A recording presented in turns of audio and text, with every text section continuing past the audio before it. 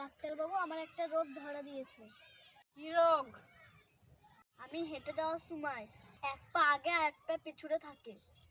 ঠিক আছে, এই ট্যাবলেট দুটো নিয়ে যাও। এর একটা খাবার পরে রাত্রে খাবে, আর একটা ঘুম থেকে ওঠার আগে খাবে। ঠিক আছে।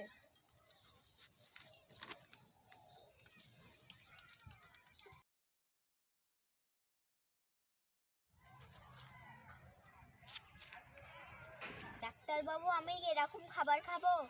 মশলাযুক্ত খাবার বাদ দিয়ে সব কিছু। যেমন ফল? হ্যাঁ। খিচুড়ি? হ্যাঁ। শাকের তরকারি? হ্যাঁ। হালকা রাধা মাছের ঝোল? আপনি আমার মাথাটা বাদ দিয়ে সব কিছু খেতে পারবেন।